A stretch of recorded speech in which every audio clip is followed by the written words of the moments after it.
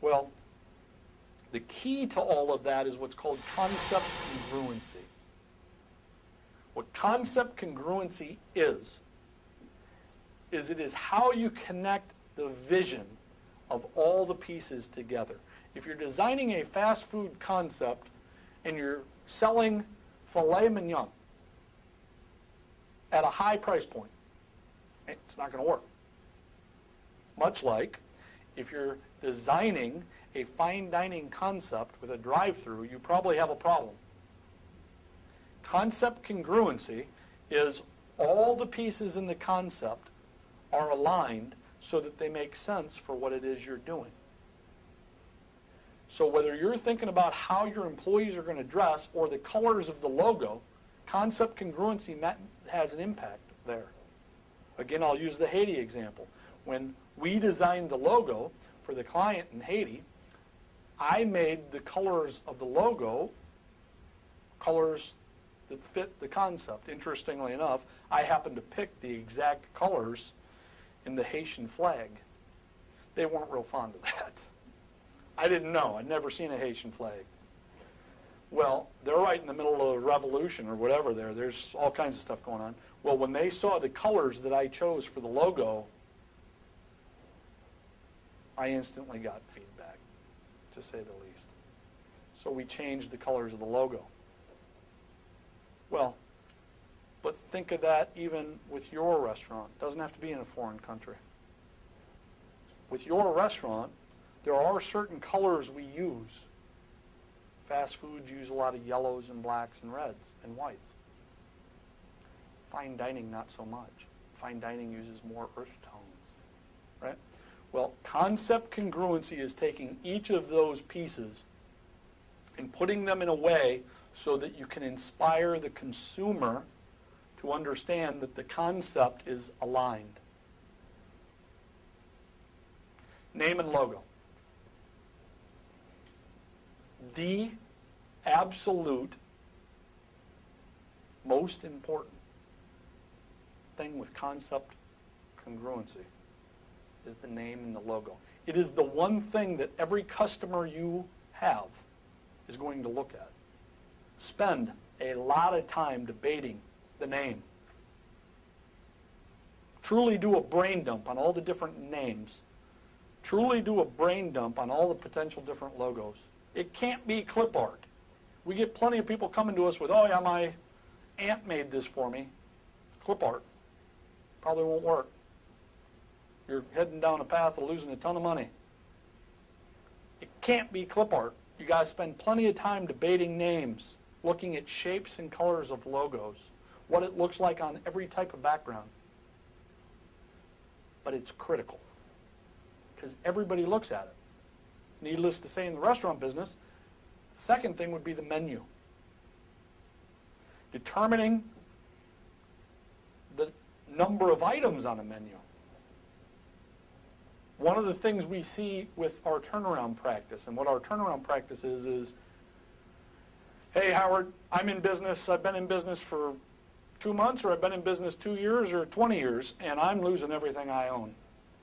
We need help. Can you come help us? And I get there, and I look at their menu, and their menu is that thick. I mean, you're looking at all kinds of items. I'm over-exaggerating when I say that thick, but not by a lot. They got pages of items. They see certain restaurants, I'm sure you've all been at the Cheesecake Factory, where the menu is huge. And they execute almost to perfection on every item. That's why the Cheesecake Factory can do that. Because their systems are so good. Their product is so good. Their managers are so good. For that matter, their financials are so good. They can afford to do that. They are the highest volume, average unit volume restaurant chain in the country. By far. Okay, so they can afford to do that. But then the independent sees it and says, well, Cheesecake Factory's got all these items on their menu. I can do that. No, you can't. First of all, that's not what the customer, chances are, is going to come to you for. they're not going to come to you often enough to try all the items anyway. And there's no way that you can operationally execute it. Well, so that huge menu drives your food cost higher, makes your operation more complex, makes it more difficult to train your employees, requires that you have a bigger kitchen. I can go on, but what it comes down to is you can't have a menu that big. Every concept has a certain number of menu items they can handle. Fast food, fewer. Fine dining, on this end. Casual dining, somewhere in between.